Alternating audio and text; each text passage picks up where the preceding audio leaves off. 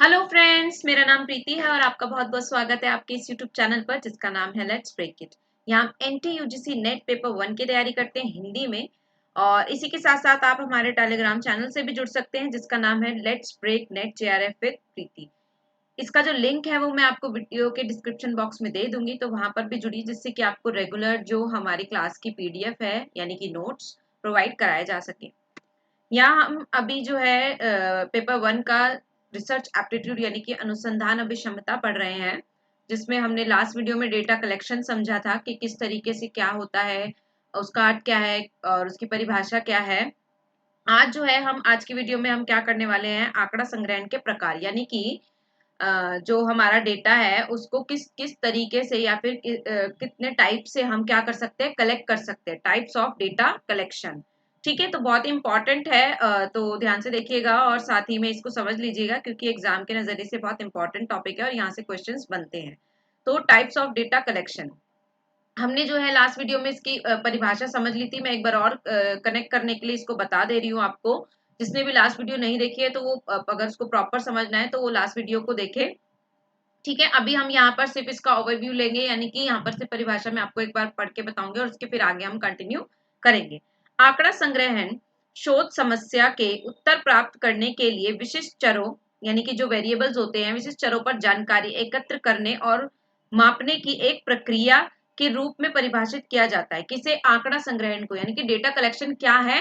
एक एक ऐसी प्रोसेस है जहां पर हम क्या करते हैं, शोध की जो हमारी समस्या है यानी कि जो हमने विषय चुना है रिसर्च का, उसके अंदर अंतर्गत जो वेरिएबल्स हैं उसमें जो हम जानकारी एकत्र करते हैं या फिर डेटा कलेक्ट करते हैं और उन्हें मेजर करते हैं यानी कि एनालाइज करते हैं उनका, ये जो पूरी प्रोसेस चलती है ये किसके अंतर्गत चलती है? डेटा कलेक्शन के अंतर्गत। और मैंने आपको स्टेप्स भी बताए थे कि हमने सबसे पहले विषय की मतलब कि हमारा रिसर्च का टॉपिक चूज किया, फिर लिटरेचर रिव्यू किया और उसके बाद हमने क्या किया था, सैंपल डिजाइन वगैरह ये सब पढ़ा। फिर उसके बाद हम कहाँ पर आए, डेटा कलेक्शन पर। तो हम कैसे सीक्वेंस में चल रहे हैं अभी मैंने आपको बता दिया था।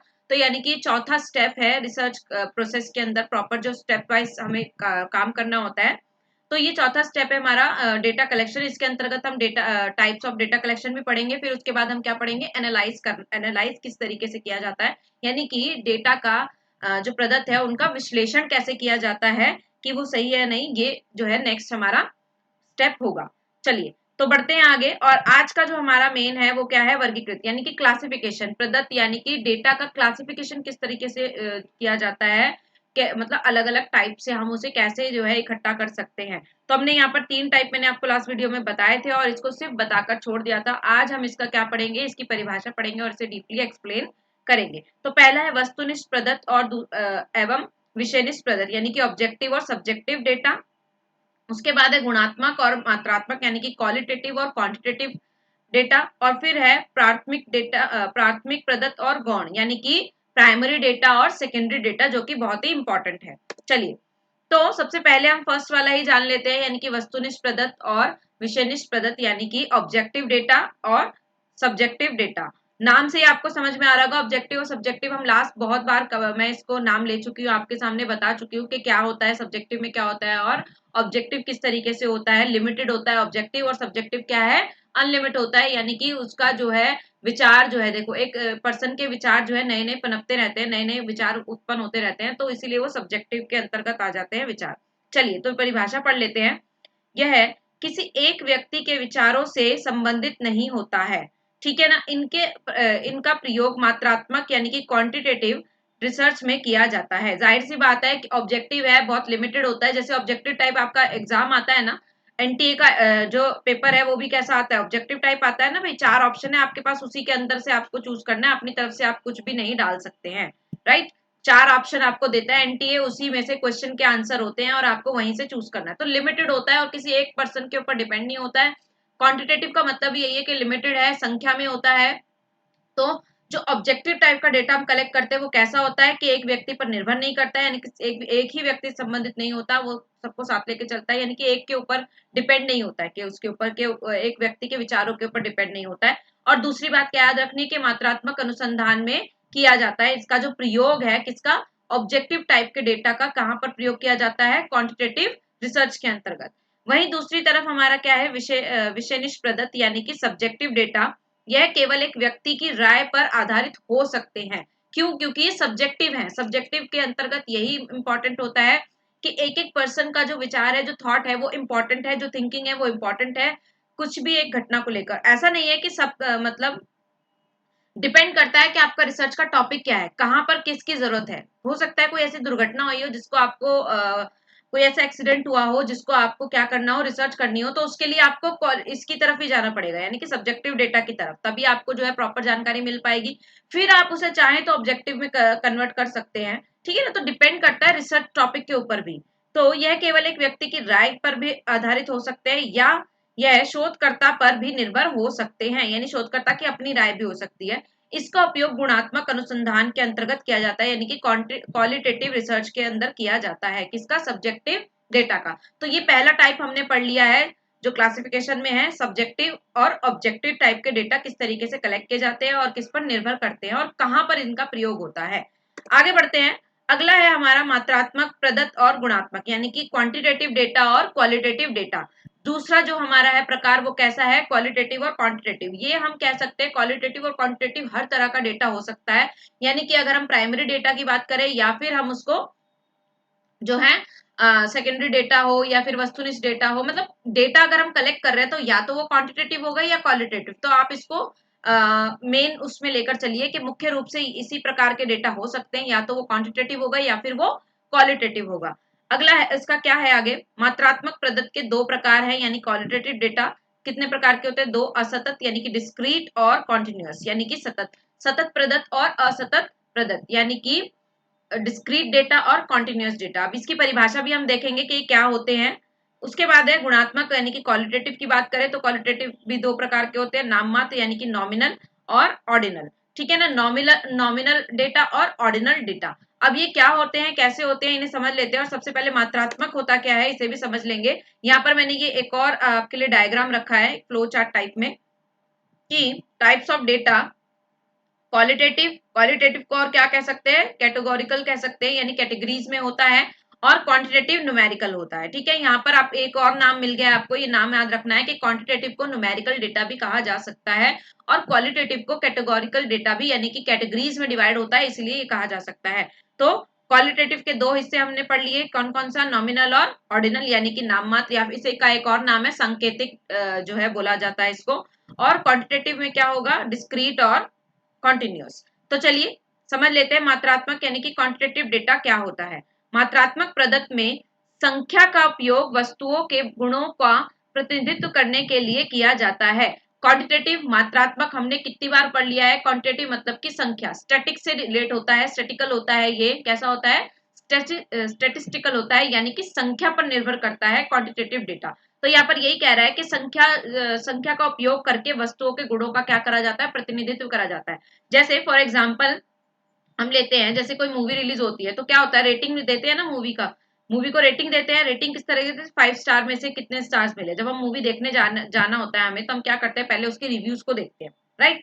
रिव्यूज देखते हैं, उसके को कितने जो है रेटिंग मिली है, कितने स्टार्स मिले हैं, उसके अकॉर्डिंग हम डिसाइड करते हैं कि हाँ मूवी अच्छी होगी तो हमें जाना चाहिए। यानी कि 4 या 5, 4, 4.5, 5 अगर अगर मिलते हैं स्टार्स, तो हम क्या कहते हैं कि मूवी शायद अच्छी हो, मूवी अच्छी होगी तभी वो इसको इतने स्टार मिले। और 2-3 स्टार जिसको मिलते हैं वो मूवी इतनी अच्छी नहीं होती। यानी कि वो क्या है?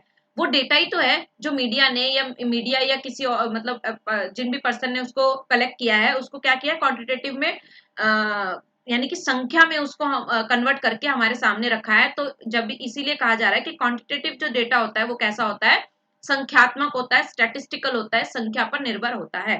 ठीक है, आगे इसमें बड़े प्रतिदर्श यानी कि लार्ज सैंपल्स होते हैं। लार्ज सैंपल्स की आवश्यकता होती है, यानी कि लार्ज सैंपल्स होते हैं, इसके अंतर्गत ज्यादा लोगों की राय या ज्यादा सैंपल्स, बड़ा सैंपल चाहिए होता है।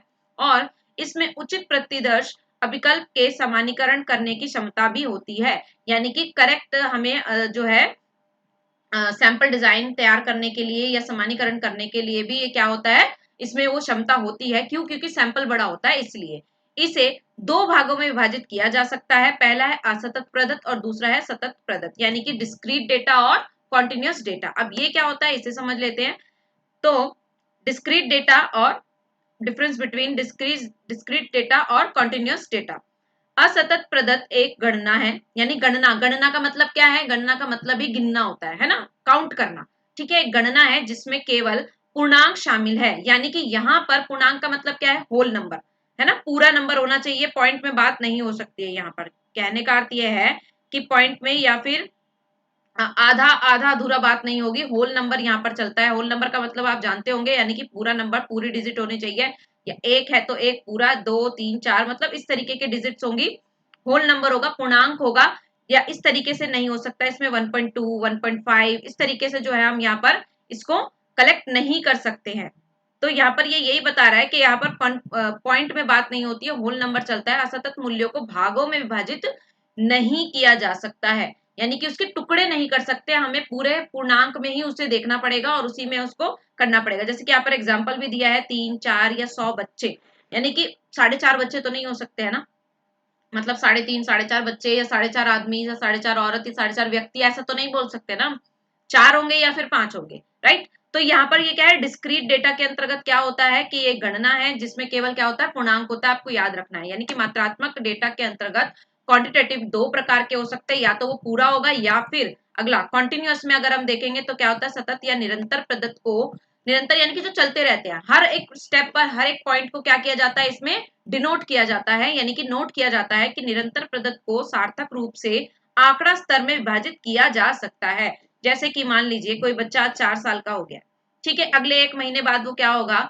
4 साल 1 महीने का हो गया, फिर उसके बाद क्या 6 महीने का हो गया, यानी कि 4 साल 6 महीने का हो गया, तो हम क्या कह सकते हैं, 4.5 ईयर्स का हो गया बच्चा एक, है ना, ये कह सकते हैं हम। यहाँ पर टुकड़ों में विभाजित कर दिया, यानी कि वो कंटिन्यू में चल रहा है, हम उसे कंटिन्यूस, उसकी जो कंटिन्यूटी है उसे तोड़ नहीं सकते, यानी कि 4 के बाद सीधा 5 नहीं आएगा, 4 के बाद वो 4.5 साल का भी होगा, 4.25 साल का भी होगा, 4 साल 7 महीने का भी होगा, 8 महीने का भी होगा, 9 10 11 12, और जब वो 12 महीने कंप्लीट करेगा तब जाके उसका नया, यानी कि एक और उसमें 1 साल जुड़ जाएगा, और तब वो होगा 5 साल का, राइट। तो यहाँ पर जो है ये कंटिन्यू चलता है, कंटिन्यूस चलता है, यानी कि निरंतर चलता है, इसीलिए इसके अंतर्गत हम क्या ले सकते हैं, आंकड़ों को विभाजित किया जा सकता है, और इसे मापने पर सॉरी पैमाने पर इसे मापा जा सकता है। जैसे आयु, आयु भी होती है, जैसे मैंने अभी बताया आपको 4.5 5.5 इयर्स ओल्ड, है ना, ऐसे। और उसके बाद है ऊंचाई, ऊंचाई यानी कि हाइट हमारी 4.5 इंचेस 4.2 इंचेस ऐसे बोलते हैं ना हम, 4 होगा 5, 4 के बाद सीधा 5 तो नहीं आ जाता ना,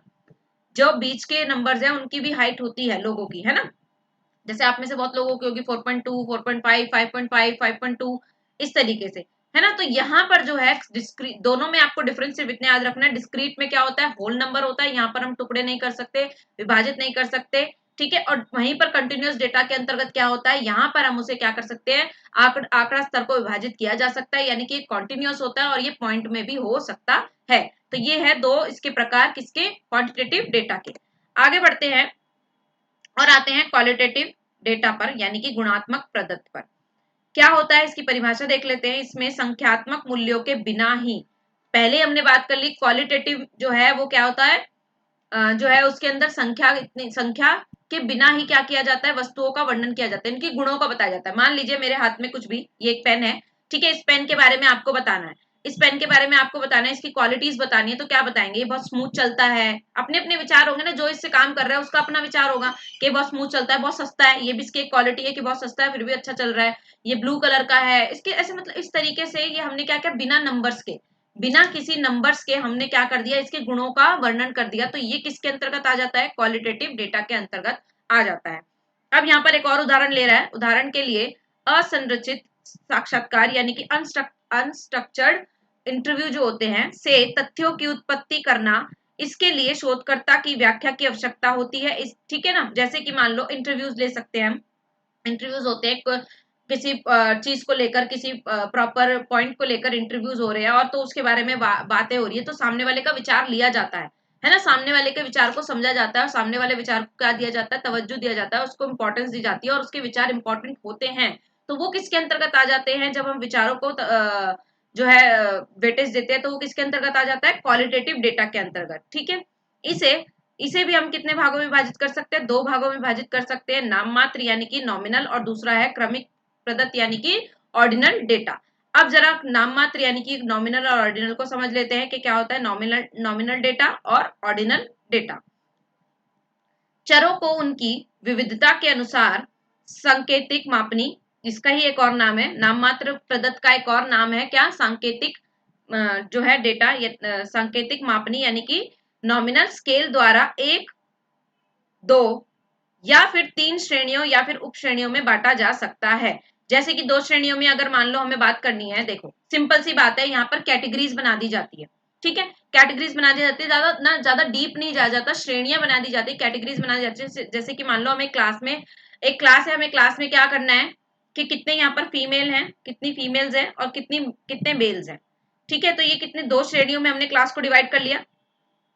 ठीक है, कोई एक बात कर रहे हैं हम, ठीक है, कोई एक बात कर रहे हैं, कोई चर्चा कर रहे हैं हम किसी टॉपिक के ऊपर, उसका जवाब यस में देना है या फिर नो में देना है। तो हमने क्या किया, श्रेणियों में यहाँ पर सिर्फ इसके अलावा आपको और कुछ नहीं करना है, यानी कि एक तरीके का क्वालिटेटिव डेटा यहाँ पर भी विचार लिए जा रहे हैं, लेकिन बहुत डीप नहीं जा रहा है, डेप्थ में नहीं है। ठीक है ना, सिंपल सी बात यह है कि डेप्थ में नहीं है। तो यहाँ पर क्या हो गया, ये भी क्वालिटेटिव डेटा है लेकिन यहाँ पर लिमिटेड है, नंबर्स में नहीं है, आपको हाँ या ना में, मेल फीमेल इस तरीके से हम इनको डिवाइड कर सकते हैं, यानी कि कैटेगरीज में बांट दिया और यहाँ पर श्रेणियां, कैटेगरी मतलब श्रेणियों में बांट दिया, और श्रेणियों को क्या किया गया हमने, और श्रेणी को हमने क्या कर दिया, जैसे कि मतलब दो श्रेणी तीन श्रेणियों में बांट दिया, जैसे मैंने यहाँ पर ये दो श्रेणियों में बांटा है, तीन श्रेणी दो श्रेणियों में बट गया, मेल फीमेल यस नो इस तरीके से। ठीक है, एग्जाम्पल में भी यही है, लिंग यानी कि जेंडर को हमने दो श्रेणियों में बांटा, नर मादा यानी कि मेल फीमेल को दो श्रेणियों में वर्गीकृत किया जा सकता है। तो ये जब हम ऐसे कैटेगरीज में सिर्फ बांटते हैं तो वो किसके अंतर्गत आ जाता है, नॉमिनल डेटा यानी कि नाममात्र प्रदत्त के अंतर्गत आ जाता है। उसके बाद है आपका क्रमिक क्रम सूचक मापनी या फिर क्रम सूचक डेटा, या फिर ऑर्डिनल पे हम बात कर सकते हैं। ऑर्डिनल डेटा क्या है, ये यह है मुख्य रूप से समूह को एक निश्चित क्रम से व्यवस्थित करता है, यानी कि अब यहाँ पर क्या हो रहा है, सिर्फ और सिर्फ आपको क्या करना है, कैटेगरीज में बांटना नहीं है, उसको क्या करना है, सिस्टमैटिकली उसको लगाना भी है, यानी कि क्रम में, ऑर्डर में। क्रम मतलब क्या होता है, ऑर्डर होता है ना, जैसे कि मान लो हाइट वाइज खड़ा करना है आपको क्लास के अंदर। ठीक है ना, हाइट वाइज, जैसे जब असेंबली होती है तो हम यही करते हैं ना, बच्चों को क्या करते हैं, हाइट वाइज खड़ा करते हैं, है ना, सबसे छोटा फिर उसके बड़ा फिर उससे बड़ा फिर उससे बड़ा इस तरीके से। तो क्या होता है, यहाँ पर व्यवस्था भी देखी जाती है, यानी कि सिस्टमैटिक तौर पर काम हो रहा है, समूह को जो है सिस्टमैटिकली क्या किया जा रहा है, विभाजित किया जाता है। तब वहां पर कौन सा हम यूज करते हैं, ऑर्डिनल डेटा का प्रयोग करते हैं। उदाहरण के लिए एक और उदाहरण ले सकते हैं, यहाँ पर परीक्षा के अंकों को अलग अलग तरह से प्रस्तुत किया जा सकता है, जैसे कि अंकों या फिर ग्रेड्स में। यहाँ पर भी देखो, मान लीजिए 50 नंबर का पेपर है, ठीक है, 50 मार्क्स का आपका एग्जाम आया है, अब उसमें से आपको अगर ग्रेड्स में बांटना है, यानी कि हमने यहाँ पर रखा है कि 40 मार्क्स वाला पास होगा। ठीक है, तो एक ग्रुप बना दिया ना हमने, यहाँ पर भी एक डेडलाइन रख दी, ग्रुप बना दिया कि भाई 40% वाला ही पास होगा। ठीक है, उसके अलावा हम ग्रेड्स में कैसे डिवाइड करते हैं कि 50% वाले को ए ग्रेड मिलेगा, जिसके 50 आउट ऑफ 50 आएंगे, सॉरी 100% मतलब कि 50 में से 50 आएंगे ए ग्रेड मिलेगा, 40 आएंगे बी ग्रेड मिलेगा। तो एक क्या किया हमने, इसको ग्रुप में बांट दिया और एक सिस्टम से बांटा है ना, सिस्टमैटिकली करा है हमने। कम जैसे जैसे कम होते रहेंगे मार्क्स, वैसे वैसे क्या होता रहेगा, उसका ग्रेड भी कम होता रहेगा। तो ये दो हैं किसके, क्वालिटेटिव डेटा को हम दो तरीके से देख सकते हैं, पहला नॉमिनल डेटा और दूसरा ऑर्डिनल डेटा। तो ये दोनों ही इंपॉर्टेंट है, यानी कि अभी हमने नाम पहले हमने देखा क्वांटिटेटिव को, क्वांटिटेटिव में किस दो, क्वांटिटेटिव को दो इसमें रखा हमने, किसमें, दो प्रकार देखे उसके, क्या क्या, डिस्क्रीट डेटा और दूसरा कॉन्टिन्यूस डेटा। डिस्क्रीट डेटा में पूर्णांक चाहिए होता है हमें, वो अंकों पर ही निर्भर है, इसलिए पूर्णांक और अंकों की बात की गई है वहां पर, यानी कि संख्या की बात की गई है, और कॉन्टिन्यूस में हम पॉइंट्स में भी बात कर सकते हैं। फिर हमने देखा क्वालिटेटिव में, क्वालिटेटिव भी दो हिस्सों में देखा हमने, पहला नॉमिनल फिर दूसरा ऑर्डिनल। नॉमिनल में हमने क्या देखा कि पहले एक तो हम कैटेगरीज में डिवाइड कर सकते हैं, सिर्फ उसमें क्या होगा, श्रेणियां बना दी हमने, कि जैसे कि मान लो एक हॉल है, मान लो एक मूवी हॉल है, अभी एक और तीन श्रेणियां हम कैसे डिवाइड कर सकते हैं कि मूवी हॉल में कितने एजेड लोग हैं, यानी कि ओल्ड एज लोग हैं, कितने यंग लोग हैं और कितने ज्यादा बच्चे हैं। तो ये तीन श्रेणियों में हमने बांट दिया। इस तरीके से सिर्फ यहाँ पर यही बात हो रही है, लेकिन जब हम ऑर्डिनल की बात करते हैं तो वो क्या हो जाता है, वो थोड़ा उससे एक स्टेप और ऊपर हो जाता है, और यहाँ पर हम सिस्टमैटिकली सारी चीजों को क्या करते हैं, उनका ग्रुप्स बना देते हैं। क्या ग्रुप्स बना देंगे, तब ग्रुप्स में क्या होगा, वो थोड़ा और डीप चला जाएगा, और ज्यादा डीपली हम उसमें बात करेंगे। ठीक है, आई होप यहाँ तक क्लियर होगा। अब इसके बाद अगर हम देखें, यानी क्वांटिटेटिव डेटा और मतलब उसका वो हम समझ लिया हमने, प्रकार टाइप समझ लिए। अब उसके बाद अगर हम देखें तो डेटा कलेक्शन के टूल्स क्या है, यानी कि क्वांटिटेटिव डेटा और क्वालिटेटिव डेटा को हम किन उपकरणों से क्या कर सकते हैं, हासिल कर सकते हैं या फिर प्राप्त कर सकते हैं। तो क्या क्या है, क्वांटिटेटिव की अगर मैं बात करूं तो वेब ऑनलाइन वेबिनार्स होते हैं, उसके थ्रू फेस टू फेस, यानी कि फेस टू फेस जो इंटरव्यूज होते हैं उसके थ्रू, फोन से हम कर सकते हैं कलेक्ट, और मेल के थ्रू कर सकते हैं। और वैसे ही अगर हम बात करें क्वालिटेटिव की तो ऑनलाइन फॉर्म्स के थ्रू कर सकते हैं, ऑनलाइन कम्युनिटीज के थ्रू कर सकते हैं, वेब सर्वेज होते हैं उसके थ्रू कर सकते हैं, ग्रुप ट्रेड्स होते हैं, और इसके अलावा डेप्थ इंटरव्यूज यानी कि इंटरव्यू के थ्रू भी हम क्या कर सकते हैं, क्वालिटेटिव डेटा को कलेक्ट कर सकते हैं। तो ये क्या है, इसके टूल्स है। ये एक्स्ट्रा में हो गया आपका कि मान लीजिए अगर कभी क्वेश्चन में आ जाता है कि इसके कौन सा जो है क्वांटिटेटिव टूल नहीं है या कौन सा क्वालिटेटिव टूल नहीं है डेटा कलेक्शन का, तो वहां पर ये आपको हेल्प कर सकता है। आई होप यहां तक क्लियर होगा। आगे बढ़ते हैं और आते हैं इसके तीसरे प्रकार पर, यानी कि प्राथमिक प्रदत्त और गौण प्रदत्त, यानी कि primary data and secondary data, the most important topic of the day. ठीक है, क्या है इसके अंतर्गत, पहले इसकी परिभाषा देख लेते हैं। वर्तमान अनुसंधान परियोजना के विशिष्ट उद्देश्य से एकत्रित किए जाते हैं। पहली बात तो ये क्या कह रहा है कि प्राइमरी डेटा एक विशिष्ट उद्देश्य से, यानी कि कोई इसका पर्पस होता है, कोई उद्देश्य होता है, कोई एम होता है, उसके लिए ही क्या किए जाते हैं, प्राइमरी डेटा कलेक्ट किए जाते हैं।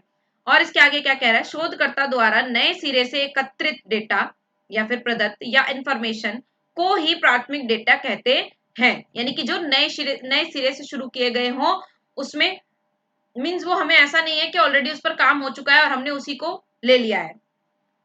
नए सिरे से शुरू किए गए हों और नए सिरे से एकत्र किए गए हों, उस डेटा को हम क्या कहते हैं, प्राइमरी डेटा। उसके बाद अगर बात करें सेकेंडरी डेटा की, तो सेकेंडरी डेटा में क्या है, सेकेंडरी डेटा में कि कुछ अन्य अनुसंधान के उद्देश्य से एकत्रित किए जाते हैं। यानी कि वहां पर हमने क्या, प्राइमरी डेटा कब कलेक्ट किए जाते हैं, जब कोई विशिष्ट उद्देश्य होता है।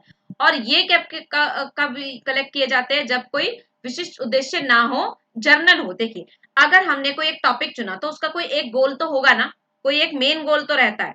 ठीक है ना, हमारा जो भी टॉपिक है उसका कोई एक मेन गोल रहता है, मेन गोल रहेगा, लेकिन उसके आसपास बहुत सारी चीजें भी तो करेक्ट करनी पड़ेगी हमें। तो वो जो छोटे छोटे गोल्स हैं वो कैसे कंप्लीट होंगे, तो वो इसी तरीके से कंप्लीट होंगे। ठीक है, आगे देखते हैं। इसमें आंकड़े किसी प्रकाशित या अप्रकाशित बाह्य स्रोतों व साधनों द्वारा एकत्र किए जाते हैं, जैसे कि इंटरनेट, टीवी या फिर पत्र पत्रिका आदि से। ठीक है, सेकेंडरी डेटा। अब देखिए एग्जांपल देती हूँ, आपको बिल्कुल क्लियर हो जाएगा। मान लीजिए कोई एक एक्सीडेंट हुआ है, ठीक है, कोई एक एक्सीडेंट हुआ है और वहां पर मीडिया का एक बंदा पहुंचा, उसे वहां पर रिसर्च करनी है। ठीक है, उसे रिसर्च करनी है कि ये जो एक्सीडेंट है वो क्या हुआ, कैसे हुआ, क्यों हुआ, कब हुआ, सारी जानकारी उसे चाहिए। ठीक है, तो एक्सीडेंट के टाइम पर यानी कि उस दुर्घटना के टाइम पर जो बंदा वहां पर मौजूद था, उससे उसने क्या किया, डेटा कलेक्ट किया। और वो कैसा होगा, सब्जेक्टिव डेटा होगा। ये आपको याद रखना है कि वो कैसा होगा, क्वालिटेटिव होगा, सब्जेक्टिव डेटा होगा। उसने उससे जाकर पूछा कि दुर्घटना कब हुई, कितने बजे हुई, कैसे हुई, किसकी गलती थी, क्या हुआ, सब चीजें उसने क्या कर लिया, अपने एक डायरी के ऊपर लिख लिया। ठीक है, उससे कलेक्ट कर लिया। तो ये किस प्रकार का डेटा हुआ, ये हुआ प्राइमरी डेटा। अब जो है उसी दुर्घटना को जो है उस पत्रकार ने क्या किया, अपने पत्र में छाप दिया, उस किसी मैगजीन में छाप दिया, और वहां से जो है दूसरे पत्रकार ने वहां से सारी इंफॉर्मेशन लेकर मतलब एक किसी उस मैगजीन से लेकर अपने टीवी चैनल पर चला दिया। तो ये कौन सा डेटा होगा जो दूसरे पत्रकार ने लिया है, तो ये होगा सेकेंडरी डेटा। क्यों, क्योंकि ये ऑलरेडी एक बार छप चुका है, जा चुका है। प्रकाशित या अप्रकाशित बाह्य स्रोतों व साधनों द्वारा एकत्र किए जाते हैं, उन डेटा को क्या कहते हैं, सेकेंडरी डेटा कहते हैं। समझ में आ गया। आई होप इसके बाद तो कोई चांस नहीं बचते होंगे कि प्राइमरी डेटा और सेकेंडरी डेटा में क्या डिफरेंस है। ठीक है, जो फर्स्ट हैंड होता है, जो सबसे पहले लिया जाता है, एकत्र किया जाता है, डायरेक्ट किया जाता है, face to face interview, mail के थ्रू भी हो सकता है, फोन के थ्रू भी हो सकता है, ऐसा नहीं कि फेस टू फेस मिलकर ही हम बात करेंगे, नहीं। लेकिन जो फर्स्ट हैंड होगा वो होगा प्राइमरी डेटा। और उसके बाद वो अगर कहीं और प्रकाशित हो चुका है, नेट पर हमें मिला है, टीवी पर हमें मिला है, पत्र में मिला है, किसी मैगजीन में मिला है, और वो फिर इकट्ठा किया गया है, तो वो होगा सेकेंडरी डेटा। क्लियर है यहां तक, आई होप सबको क्लियर होगा। ठीक है, तो ये आगे बढ़ते हैं। यहां पर तक जो है ये हमारा इंपॉर्टेंट तीनों जो क्लासिफिकेशन किए गए हैं, तीनों जो data types of data collection है, वो हमने तीनों देख लिए यहाँ पर, सब्जेक्टिव और objective, quantitative, qualitative, primary and secondary data हमने यहाँ तक देख लिया। अब सबसे इंपॉर्टेंट जो क्वेश्चन सबसे ज्यादा बनते हैं वो बनते हैं यहाँ से, primary data and secondary data से। इसको इसके आगे हमें इसके सोर्सेज कहाँ से होते हैं, किस तरीके से, टाइप्स क्या होते हैं, फिर उसके बाद प्राइमरी डेटा के मेथड्स क्या होते हैं, ये सारा जो है यहाँ से क्वेश्चन बनते हैं। इसीलिए मैंने इसकी क्लास एक अलग रखी है और वो नेक्स्ट सेशन में हमारा आएगा। ठीक है, नेक्स्ट क्लास में हम जो है सिर्फ और सिर्फ फोकस करेंगे प्राइमरी एंड सेकेंडरी डेटा के ऊपर, जिसके अंदर हम जो है काफी सारी चीजें जो बिल्कुल की पॉइंट्स होंगे आपके एग्जाम से रिलेटेड, उसको जो है हम देखेंगे। तो यानी कि डेटा कलेक्शन की आपकी लगभग 3 क्लासेस होंगी, जो इसे मिलाकर 2 क्लासेस हो चुकी है, एक क्लास आपकी और बची है, जिससे कि मैं शॉर्ट में इसलिए रख रही हूँ ताकि आपको एक साथ में बहुत ज्यादा ना हो जाए। ठीक है, तो इसलिए इसे हम क्या करेंगे, छोटे छोटे में करके डिवाइड करके इसे पढ़ लेंगे। तो नेक्स्ट क्लास में हम प्राइमरी और सेकेंडरी डेटा को थोड़ा और डीप करेंगे और हम इसे समझेंगे कि इसके अंतर्गत और क्या क्या चीजें हो सकती है और क्या क्या मेथड्स हो सकते हैं। ठीक है, तो चलिए क्लास को एंड करते हैं। अगर क्लास अच्छी लगी हो तो इसे लाइक कीजिए, शेयर कीजिए अपने दोस्तों के साथ और चैनल को सब्सक्राइब कीजिए, जिससे कि मेरे को जो है मोटिवेशन मिले और मैं कुछ और अच्छा कर सकूं। चलिए, तो क्लास को एंड करते हैं। Thank you so much and take care.